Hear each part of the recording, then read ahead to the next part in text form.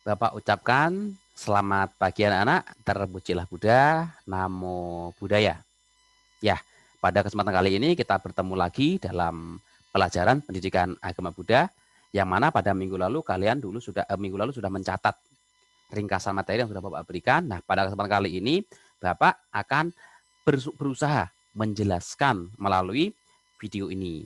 Ya, tujuannya supaya kalian jauh lebih paham mengenai meditasi napas dan meditasi cinta kasih. Nah, baik anak-anak, Bapak berharap kalian menonton seluruh video ini dari awal sampai akhir nanti. Karena nanti di sela-sela video itu akan ada pertanyaan-pertanyaan. Nah, ketika muncul pertanyaan ketika saat kalian menonton langsung jawab. Ya, jawab nanti langsung naik ke video selanjutnya. Karena videonya nggak bisa di-skip. Nah, nanti di akhir video ini akan ada link Google Forms yang perlu kalian isi. Ya, dengan sangat teliti tentunya kalian mengisinya. Ya, nah baik kan anak, dimulai dari slide yang ke-1 ini. Slide ke-1 ini judulnya adalah pada kali ini adalah meditasi napas dan cinta kasih. Ini sesuai dengan bab 6 buku EPSIKO kalian ya. Yang mana praktek meditasi nafas dan praktek meditasi cinta kasih ini sudah sering kalian praktekkan. Terutama saat pelajaran di kelas biasanya pas nggak pandemi. Biasanya secara bergiliran ya. Minggu ini misalnya Bapak mengajarkan, Bapak meminta kalian mempraktekkan meditasi nafas, minggu depan kalian mempraktekkan meditasi cinta kasih secara terus-menerus bergantian. Nah, pada kesempatan ini di bab 6 ini kalian akan mempelajari tentang pengertiannya apa sih meditasi nafas dan meditasi cinta kasih itu, bagaimana sih caranya, dan juga manfaatnya. Manfaatnya yang diperoleh apa sih ketika kita giat mempraktekkan meditasi cinta kasih. Ya, baik. Yang berikutnya, slide berikutnya adalah mengenai cara melakukan meditasi. Ya, ini meditasi secara umum ya anak-anak ya. Apakah dia meditasi cinta kasih, apakah meditasi napas, atau meditasi yang lainnya itu ada 4 cara yang dapat dipraktekkan, yang dapat digunakan untuk menunjang keberhasilan dalam bermeditasi. Ya, nah caranya yang pertama itu apa? Yaitu dengan cara duduk. Ya, duduk itu bisa bersila atau duduk yang sangat nyaman lah. Karena kalau duduknya sudah nyaman, kita pun akan lebih semangat, lebih gampang dalam mengkonsentrasikan pikiran. Nah, kemudian yang kedua adalah dengan berjalan, berarti berjalan menyadari proses kita berjalan. Kemudian berdiri, bisa juga dengan berbaring. Sang Buddha sendiri sudah melaksanakan ini ketika beliau hendak parinibbana. Ya. Nah, berikutnya adalah mengenai meditasi napas. Apa sih meditasi napas itu? Meditasi napas yaitu adalah meditasi dengan objeknya ya tentunya saja napas, menyadari nafas masuk dan menyadari nafas ketika keluar. Nah, meditasi napas ini anak-anak dalam agama Buddha dikenal dengan istilah anapanasati. Anapanasati ini kalian harus hafal. Itu kata-kata yang paling familiar anak-anak, yang gampang diingat dan umum terjadi. Anapanasati berasal dari 2 kata yaitu anapana dan sati. Yang mana anapana itu artinya napas dan sati itu penyadaran. Jadi anapanasati adalah meditasi penyadaran napas. Nah, meditasi napas ini gampang saya dipraktekkan oleh semua watak. Nanti kalian akan mempelajari itu watak-watak dalam agama Buddha. Yaitu watak sangat cocok apa yang objek yang diperlukan ketika watak A misalnya. Nah, nanti kalian akan mempelajarinya.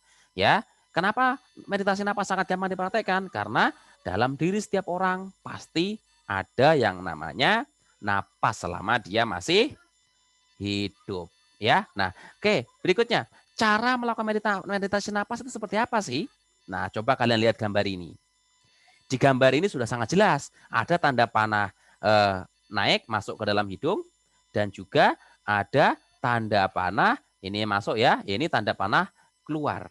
Artinya tanda panah itu menunjukkan yaitu adanya nafas masuk dan adanya nafas keluar. Nah, bagaimana cara melakukannya? Nah, cara melakukan meditasi nafas itu pertama kita harus memperhatikan postur tubuhnya kita. Postur tubuh itu meliputi dari kakinya, bersilanya seperti apa, kemudian dari tangannya dan juga dari matanya. Jadi badannya ini harus tegak, nggak boleh membungkuk ke depan, nggak boleh juga bersandar. Nah, tangannya itu disatukan, begini kira-kira. Setelah disatukan, ditaruh di atas pangkuannya, bisa atau di atas dengkul kita juga bisa di atas lutut kita. Nah, intinya yang nyaman dulu dan pastikan tegak. Supaya apa? Supaya nggak gampang untuk mengantuk. Ya, nah kemudian yang kedua apa? Yaitu bernapas seperti biasa. Nggak usah dibuat-buat, tarik napas dalam, tarik napas keluar, terus dihembuskan keluar yang panjang, tidak harus seperti itu. Biasa saja seperti kita nafas. Dan yang ketiga ini kita rasakan nafasnya, karena biasanya nafas itu nggak kita rasakan. Nafas itu sahabat sejati kita, anak-anak. Saat kita senang, sedih, semuanya nafas ada. Bahkan ketika kita tertidur, nafas pun selalu ada. Ya, nah dulu kalau Bapak mempraktekkan meditasi, Bapak pernah ikut meditasi itu, ketika meditasi nafas ini, ketika nafas masuk, nafas keluar ini, seperti gambar ini, biasanya guru meditasi itu akan mengatakan suruh menghitung biasanya. Nafas masuk pertama dihitung 1, sampai nafas masuk kedua dihitung 2, 3 terus sampai angka 10, nanti biasanya kembali lagi ke 1 lagi. Ada yang begitu. Bapak juga pernah mengikuti meditasi yang lain dari guru yang berbeda. Nah, caranya gurunya itu mengatakan bahwa nafas yang masuk suruh mengucapkan kata bud, nafas yang keluar do. Bud, do, terus begitu. Nah, tujuannya supaya apa? Supaya kita itu semakin terkonsentrasi. Nah, itu prakteknya. Ini pun sudah kalian praktekkan saat awal pembelajaran pendidikan agama Buddha. Karena biasanya di kelas setelah kita baca parita, kita sejenak kira-kira 5 menit kita melakukan praktek meditasi ya. Baik, berikutnya nah manfaatnya apa? Ketika kita giat melaksanakan meditasi, ya yang pasti tubuh kita akan sehat anak-anak ketika kita mempraktekkan meditasi napas. Kenapa? Karena sirkulasi dalam tubuh kita sangat lancar, ke organ tubuh kita juga lancar, ke otak kita oksigennya juga lancar, ke pembuluh darah juga lancar. Nah, ketika semua berjalan dengan lancar, tubuh kita pasti akan sehat. Yang kedua, tidak akan sedih dan khawatir. Kenapa? Karena pikiran kita tenang. Kemudian kita selalu terjaga karena selalu waspada, terkendali pikirannya, penuh dengan kewaspadaan. Dan kita itu antara pikiran dan perasaan juga dapat selalu tenang. Kondisi apapun tenang. Ketika ada hal yang menderita, yang menyedihkan ya bisa tenang. Sedih-sedih tapi tidak terlalu berlebihan. Senang pun senang tapi tidak juga terlalu berlebihan. Nah, oke, sekarang berikutnya anak-anak. Nah, ini ya, kita tuh mempelajari watak juga seperti tadi saya sampaikan di depan anak-anak. Bahwasanya dalam agama Buddha itu kita mengenal ada 6 watak orang itu. Ya. Nah, biasanya orang-orang yang mau mempraktekkan meditasi itu harus mengenali dirinya sendiri. Ini bukan orang lain menentukan, bukan saya sebagai guru atau guru meditasi tidak. Tapi kalian menentukan sendiri, diri kalian tuh contoh watak yang mana?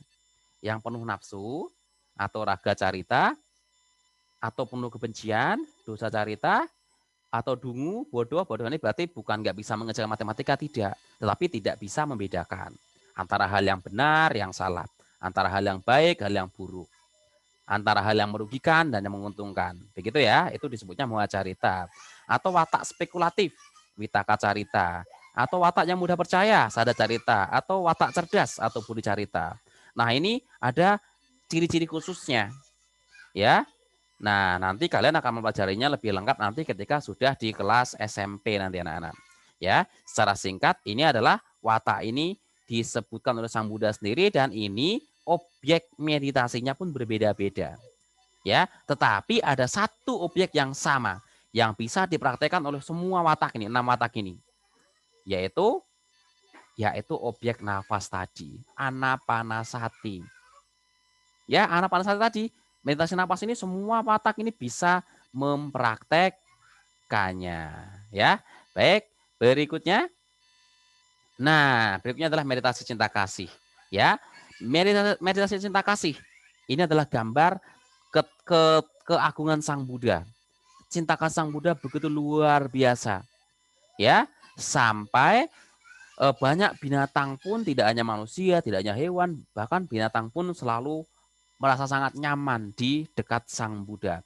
Kita bisa menyaksikan banyak sejarah-sejarah, banyak cerita yang berhubungan dengan Sang Buddha ini menjinakkan berbagai binatang. Salah satunya adalah seekor gajah yang mabuk, itu yang paling terkenalnya ya. Baik, meditasi cinta kasih itu disebut adalah meta bawana. Ini pun sekali lagi sudah sering kalian praktekkan ketika pelajaran agama Buddha. Nah, meta bawana itu berasal dari kata meta dan bawana, yang mana meta artinya cinta kasih, kalian sudah sangat paham sekali, dan bawana itu adalah mengembangkan. Ya, jadi meta bawana adalah meditasi mengembangkan cinta cinta kasih. Tujuannya apa?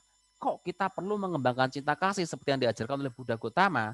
Ya, tujuannya adalah supaya pikiran kita tuh penuh dengan pikiran yang positif, yang penuh cinta kasih. Karena kalau pikiran kita penuh dengan cinta kasih, maka ucapan kita akan lembut, akan enak didengarkan oleh yang lain. Selain ucapan kita, perbuatan kita pun pasti akan baik. Pikiran cinta kasih, ucapannya nggak mungkin buruk. Perbuatannya pun nggak mungkin buruk. Jadi Sang Buddha itu selalu mengedepankan, selalu mengajarkan yang namanya pentingnya praktek cinta kasih. Buddha ini sangat terkenal akan cinta kasihnya, welas asihnya. Bahkan welas asihnya itu bisa melindungi dirinya dari berbagai macam mara bahaya. Bisa mengalahkan dari berbagai hal yang negatif yang hendak menyakiti beliau. Ya, nah oke. Berikutnya adalah bagaimana sih cara kita melakukan meditasi cinta kasih? Pada dasarnya anak-anak, yang namanya praktek meditasi itu sama saja. Yang pertama pasti postur tubuh. Postur tubuhnya ini bisa dikoreksi kayak tadi. Ketika mau melakukan meditasi kalian, koreksi tubuh kalian. Apakah sudah tegak? Apakah tangan sudah di atas pangkuan atau posisi yang nyantai? Apakah tidak bersandar? Apakah mata sudah terpejam? Nah, coba kalian rasakan. Setiap saat harus diperhatikan terus.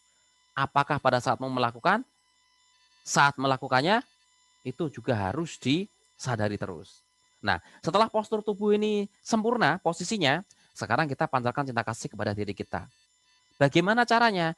Dalam hati, ucapkan kata semoga aku berbahagia. Seperti gambar ini ya. Seperti kalimat itu. Kemudian setelah kita mengucapkan semoga aku berbahagia berkali-kali, karena dalam diri kita sendiri harus punya cinta kasih, kita tumbuhkan pikiran-pikiran positif pada tubuh kita sebelum kita mancarkan kepada yang lain. Kemudian setelah diri kita bisa pancarkan kepada orang lain. Orang tua, saudara, ya, bahkan kepada musuh juga, supaya musuh kita tuh tersadarkan. Bahkan kepada orang yang iri kepada kita, mereka juga kita beri pancaran cinta kasih supaya mereka tersadarkan dan tidak lagi mengganggu, menyakiti kita. Nah, pada akhirnya sampai terakhirnya sebelum kita mengakhiri praktek meditasi metta bhavana ini, kita mengucapkan semoga semua makhluk hidup berbahagia beberapa kali. Sambil menghirup nafas, mengucapkan semoga semua makhluk itu berbahagia. Kalau biasanya praktek meditasi cinta kasih itu yang seperti Bapak sampaikan di kelas juga kan, sambil kita menghirup nafas, saat mengembuskannya ucapkan semoga semua makhluk hidup berbahagia. Semoga papa mama berbahagia. Seperti itu ya. Itu adalah praktek yang secara umum. Tata cara melaksanakan meditasi cinta kasih. Nah, manfaatnya apa? Ketika kita gemar mempraktekkan meditasi, khususnya meditasi cinta kasih ini, Pak. Nah, manfaatnya banyak sekali anak-anak. Di sini Bapak hanya menuliskan beberapa saja. Ya, dari tidurnya kita akan mudah. Seperti Sang Buddha juga, beliau tidurnya 1 jam on time. Enggak kurang, enggak lebih. Ya. Kemudian yang kedua, mimpi buruk tidak akan. Ya, karena mimpi buruk itu sebagian orang pasti akan takut. Akan selalu terngiang-ngiang dalam pikirannya ketika dia sudah terbangun. Nah, kemudian disayang oleh semua makhluk. Buktinya apa? Sang Buddha sendiri. Beliau ada seekor gajah yang begitu ditakuti sama warga karena mengamuk. Di hadapan Sang Buddha, gajah itu pun bersujud, berlutut.